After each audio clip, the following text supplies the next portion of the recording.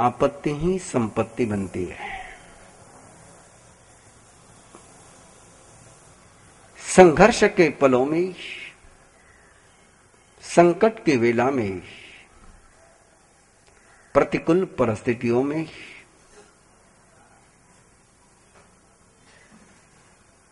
कैसे हम जिए कि हम जीत जाए, संकट नहीं जीते। कैसे करें आपत्तियों का प्रबंधन, कैसे करें हमलों का सामना कि होने वाला हमला भी हमें ताकत दे जाए, संकट से भी हमें शक्ति की प्राप्ति हो, शत्रु भी हमारा पुजारी हो जाए।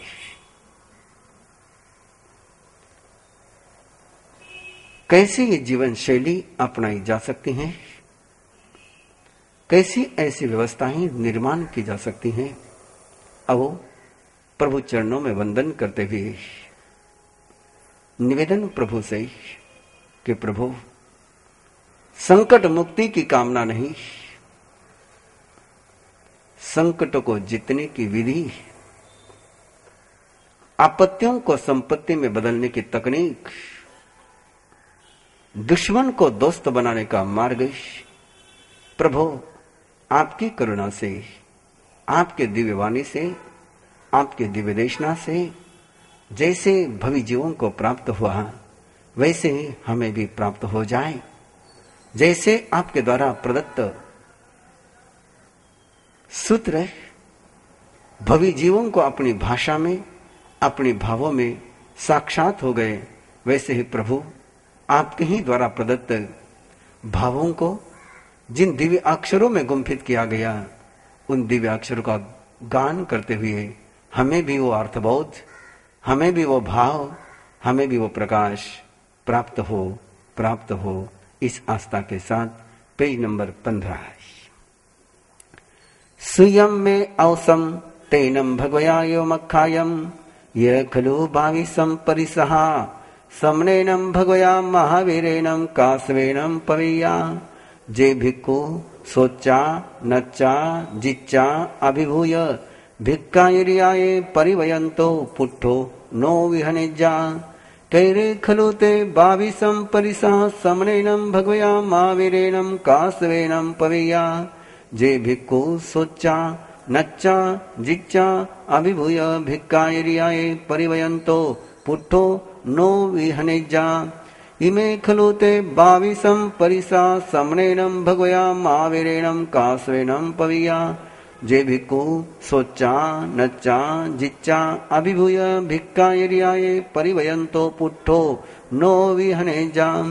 तम जा दिंगिच्छा परिसये पिवासा परिसये सीय परिसये उसीन परिसये धन समसय परिसये अचेल परिसये अरई परिसहे इत्थि परिसहे चरिया परिसहे निशिया परिसहे सिज्जा परिसहे अकोस परिसहे वह परिसहे जायना परिसहे अलाप परिसहे रोग परिसहे तनफास परिसहे जल परिसहे सक्कार पुरकार परिसहे पन्ना परिसहे अन्नान परिसहे दंसन परिसहे परिसहानं पविभक्ति कासवेनं पवेया।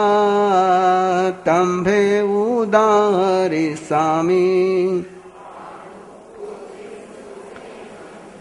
दिंगिच्छा परिगये देहे तवसि भिक्खुथामवं न छिन्दे न छिन्दावये न पये न पयावये।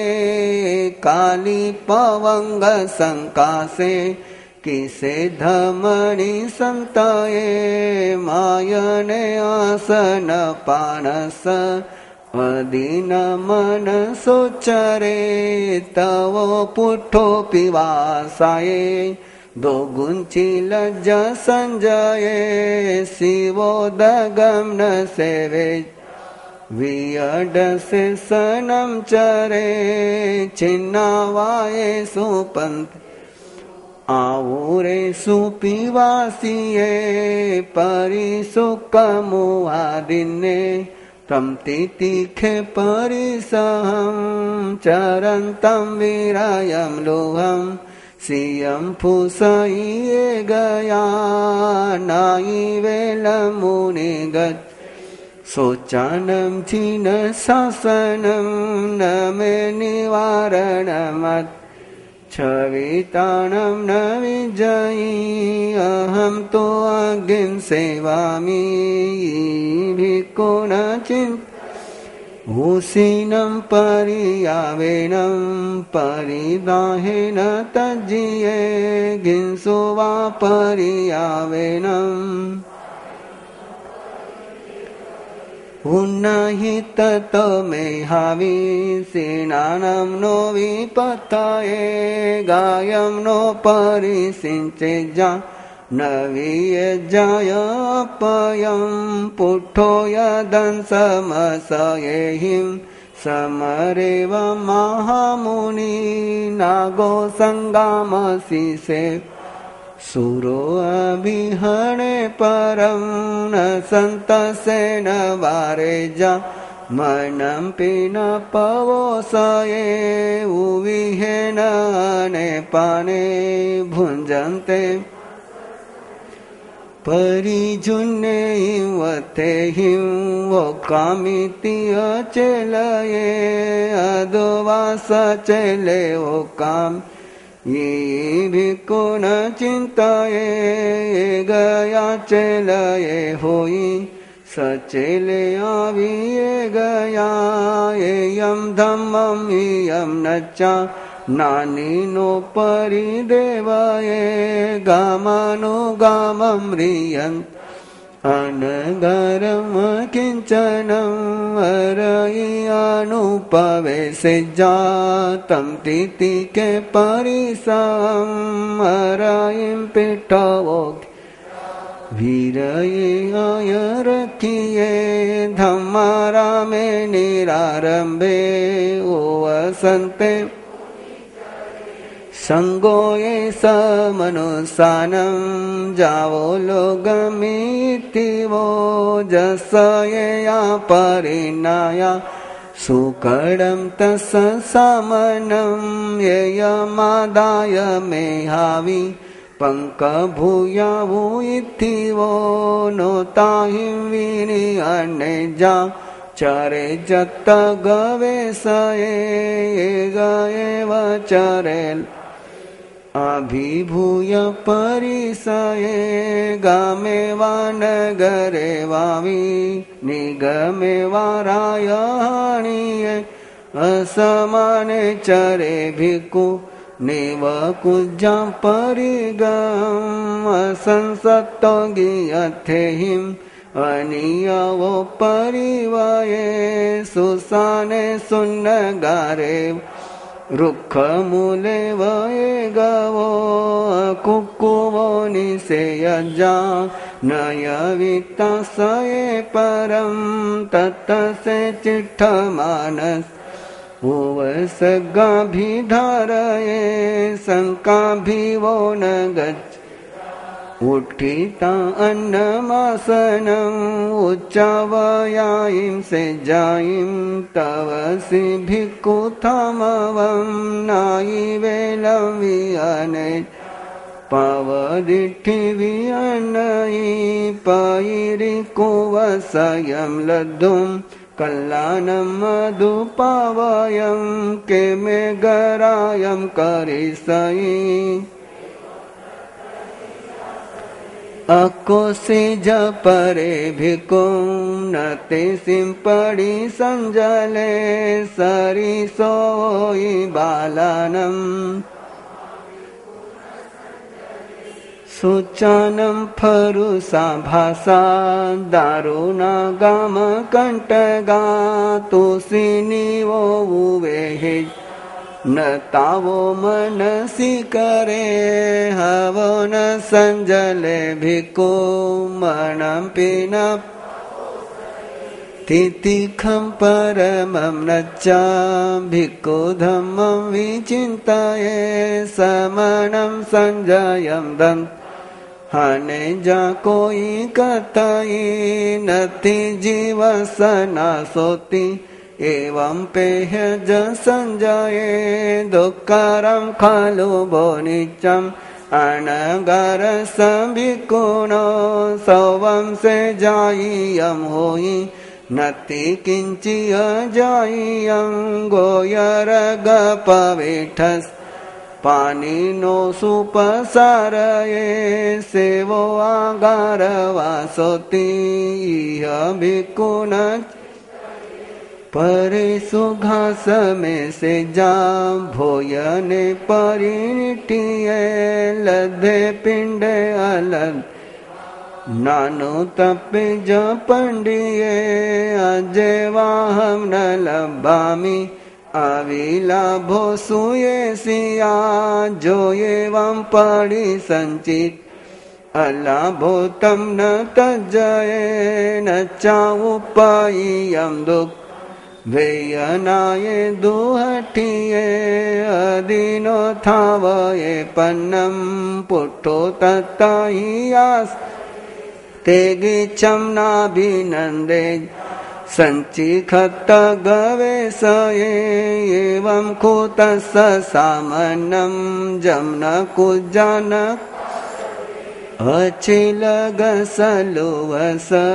संजय सतवसिनो तने सुसयमानस हुज्जागाय विराहणाय वसनिवायेनम् आहुलाहवै वेयना एवं नच्चान सेवन् तन्तुजं तन तज्जिया किल्लिन गाये मे आवी पंके नवर भिन्सुवा परितावेन सायं नो परिदेवये वेयजनि जरा आर्यं धम्ममनुत्तरं जावशरीरभिभूति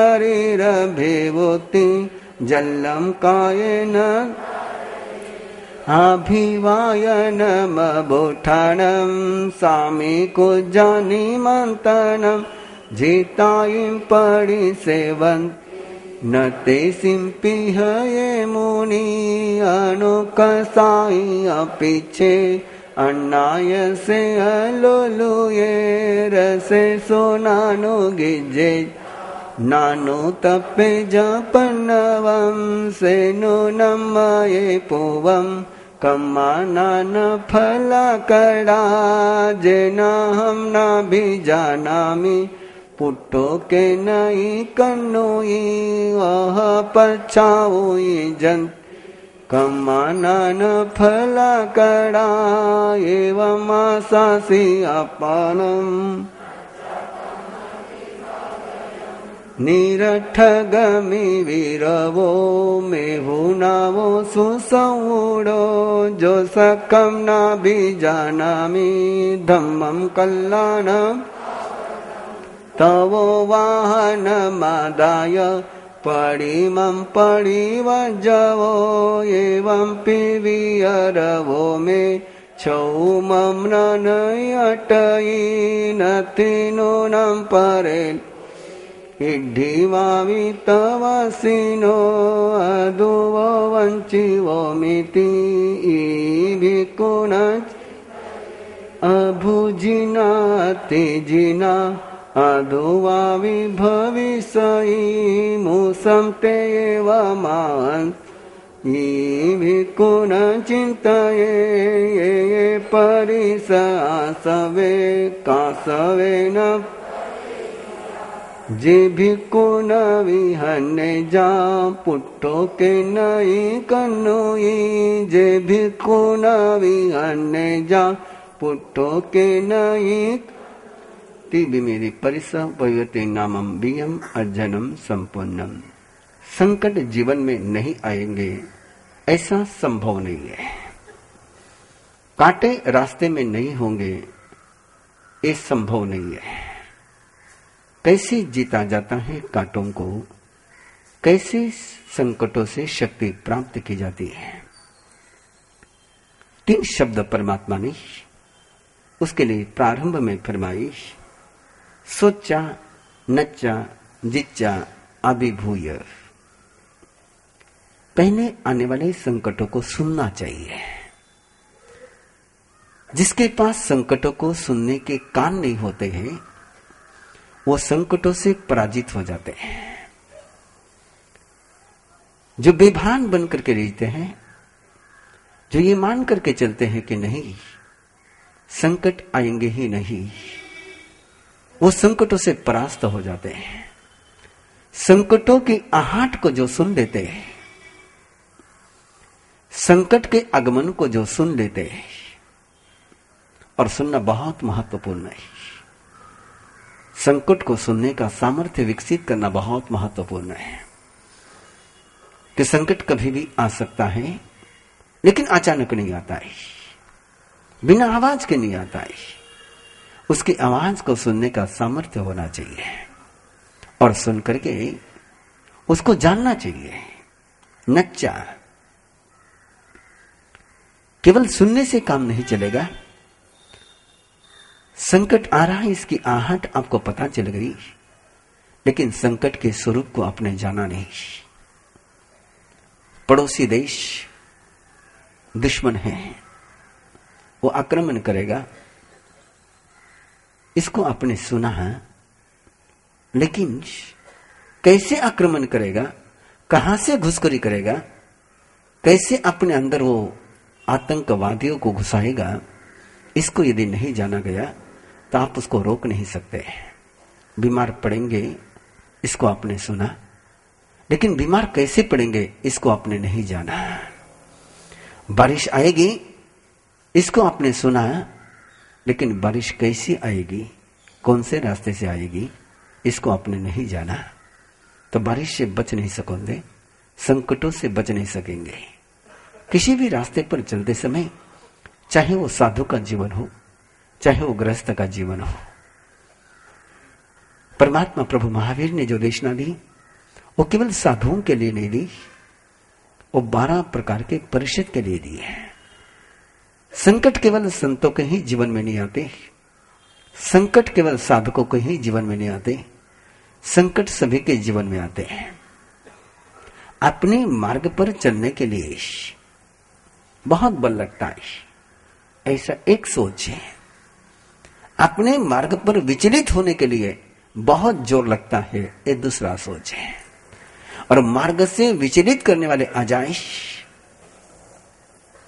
मार्ग से व्यक्ति विचलित होता है भय के कारण से और लोभ के कारण से। ऐसा नहीं कि केवल हमें प्रतिकूलता ही पथभ्रष्ट करती है, ऐसा नहीं कि केवल दुश्मन ही हमारे दुश्मन होते हैं। कई बार हमारे मित्र जो दुश्मनी कर जाते हैं, उनके सामने तो दुश्मन भी शर्मा जाते हैं। अनुकूलता में जिस तरह से हम अपने मार्ग से वंचित हो जाते हैं, अपने लक्ष्य से भ्रष्ट हो जाते हैं, शायद प्रतिकूलताएं हमें उतने मार्ग से भ्रष्ट न कर पाएगी। इसलिए भय की वेला में भी और लोभ की वेला में भी, जब भयावह दृश्य सामने आ जाए तब भी, और जब लुभावना दृश्य सामने आ जाए तब भी, जब दुख सामने आ जाए तब भी, जब सुख सामने आ जाए तब भी। राजा की राजकुमारी दौड़ने में बहुत माहिर, बहुत तेज दौड़ती थी, बहुत तेज दौड़ती थी, और उसने अपने जीवन के साथी को चुनने के लिए एक शर्त रखी कि जो मुझे दौड़ने में पराजित करेगा, उसी को मैं मेरे जीवन साथी के रूप में स्वीकार करूंगी। बहुत लोग आए और उनके साथ उसकी प्रतियोगिता होती थी। राजकुमारी के साथ वे सारे राजकुमार दौड़ने लग जाते थे। राजकुमारी जैसे ही देखती कि मेरा प्रतियोगी मेरे से आगे दौड़ रहा है, राजकुमारी धीरे से एक सोने का चेंडू, एक सोने का बॉल, गोल्डन बॉल आगे फेंक देती थी। और उस गोल्डन बॉल को देख करके, उस सोने की गेंद को देख करके आगे दौड़ने वाला प्रतियोगी उसको पकड़ने के लिए अपनी चाल धीमी कर लेता, तब तक राजकुमारी आगे निकल जाती थी। वो धावक फिर जोर लगाता और आगे निकलने की कोशिश करता, आगे निकल जाता। जैसे वो आगे निकला, राजकुमारी फिर सोने की गेंद फेंक देती, 2 बार 3 बार, और चौथी बार की मंजिल पर पहुंचते समय वो प्रतियोगी हार जाता था। गेंद तो उसको मिल जाती थी, लेकिन राजकुमारी नहीं मिलती थी। तेज दौड़ सकता था, राजकुमारी से भी बहुत तेज दौड़ता था, लेकिन लोभ के समय में स्वयं को संयमित नहीं रख सका। वो सबसे सर्वश्रेष्ठतम उपलब्धि से वंचित हो गया। एक प्रतियोगी ने इस सारी बात की समीक्षा करी कि हारने वाले हार क्यों रहे, इनमें तेज दौड़ने का सामर्थ्य होने के बावजूद भी क्यों हार रहे? नहीं, राजकुमारी इनको नहीं हरा रही है, इनका लोभ ही इनको हरा रहा है। उसने उस बात को सुना, उसने उस बात को जाना, उसने अपने मन को उस बात के लिए प्रिपेयर कर लिया। स्वयं के मन को प्रिपेयर कर लेना, स्वयं के मन को तैयार कर लेना, स्वयं के मन को ऐसे ट्रेनिंग दे देना। उसके लिए अगला शब्द आया है जिच्चा, जितवा। कि उन परिस्थितियों में जब अनुकूल परिस्थिति आएगी, जब प्रतिकूल परिस्थितियां आएगी, उन परिस्थितियों में मैं कैसे व्यवहार करूंगा, इसकी स्वयं को ट्रेनिंग दे देना, इसको कहते जितवा। और वो प्रतियोगी राजकुमारी के साथ दौड़ने के लिए तैयार हो गया, और जैसे ही राजकुमारी से आगे वो चल गया, गेंद आई, लेकिन उस प्रतियोगी ने गेंद की तरफ देखा नहीं। वो ऐसे ही आगे दौड़ता रहा, वो ऐसे ही आगे दौड़ता रहा। राजकुमारी को वही झटका लग गया कि नहीं, इसके सामने केवल राजकुमारी है, इसके सामने गेंद नहीं है, इसके सामने केवल लक्ष्य है, इसकी नजर अपने लक्ष्य से विचलित नहीं हो सकती है। राजकुमारी ने एक साथ 4 गेंदें फेंक दी, लेकिन फिर भी प्रतियोगी की नजर विचलित नहीं हुई, प्रतियोगी के कदम धीमे नहीं हुए। वो उसी तेज रफ्तार से दौड़ता रहा, और जीत गया वो।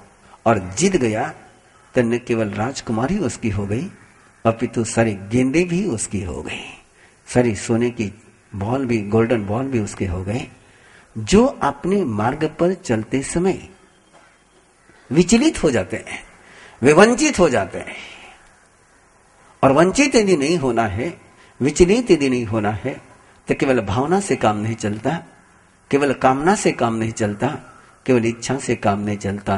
उसके लिए स्वयं को वैसे ट्रेनिंग देनी होती है, प्रैक्टिस करानी होती है, स्वयं के मन को प्रिपेयर करना होता है, तैयार करना होता है। और ऐसे तैयार करने को ही परमात्मा ने कहा सोचा नच्चा जिच्चा अभिभूय। और इस प्रकार से वो प्रैक्टिस में ही अपने संकटों को पराजित करने वाला व्यक्ति, जिस समय उसके जीवन में संकट आते हैं तो संकट उसको टच करते हैं, अटैच नहीं होते हैं, अटैक नहीं करते, छू करके चले जाते, टच एंड गो।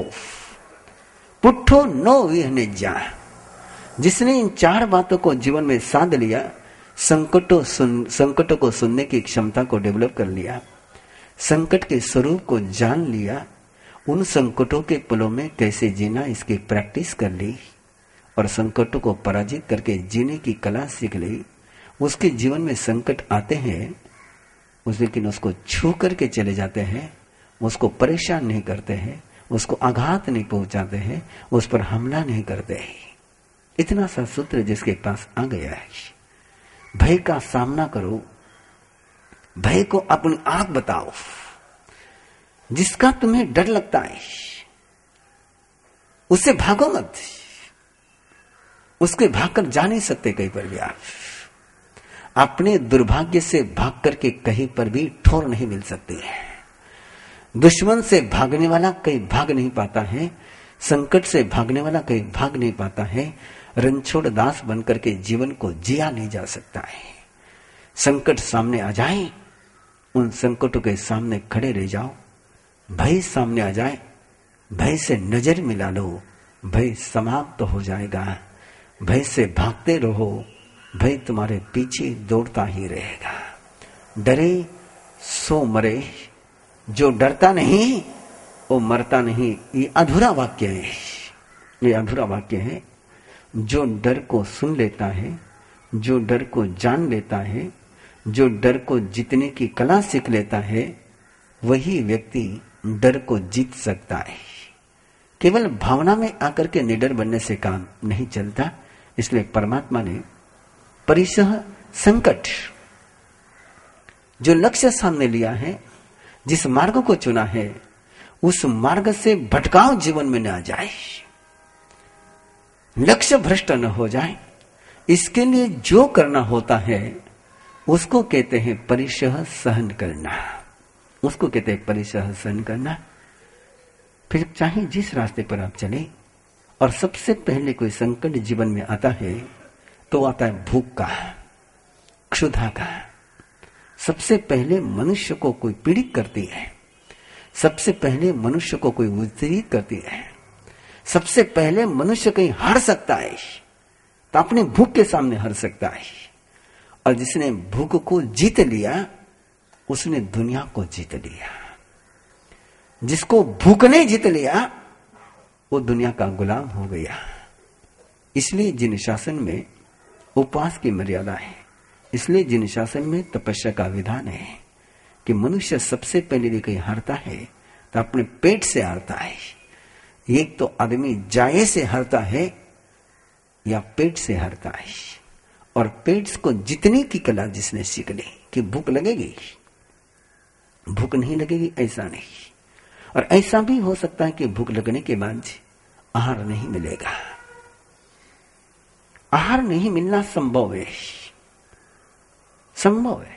लेकिन आहार नहीं मिलने के बाद भी यदि मेरा मन विचलित नहीं हुआ, यदि मैं व्याकुल नहीं बना, तो आहार मेरे तन को पीड़ित करेगा, मेरे मन को पीड़ित नहीं करेगा। और पेट की क्षुधा की वेदना, पेट की क्षुधा की वेदना अंतर मुहूर्त से अधिक समय तक रह नहीं सकती है। क्षुधा वेदने की उदीर्णा, क्षुधा वेदनीय कर्म की उदीर्णा का प्रभाव अंतर मुहूर्त से अधिक देर समय तक रह नहीं सकता है। और यदि अंतर मुहूर्त के समय के लिए एक 48 मिनट के लिए, ये जो सामयिक का 48 मिनट का विधान है, ये जो नवकार्षिक का 48 मिनट का विधान है, इसके पीछे एक सूत्र है कि आप यदि अपने लक्ष्य पर, आप यदि अपने मार्ग पर 48 मिनट तक टिकने का प्रैक्टिस आपकी हो गई, परफेक्ट हो गए कि मैं किसी स्थिति में 48 मिनट रह सकता हूं, और ये 48 मिनट रहने का संबल आपके पास आ गया, तो कोई संकट 48 मिनट के अधिक तक आपके जीवन में रहता नहीं है।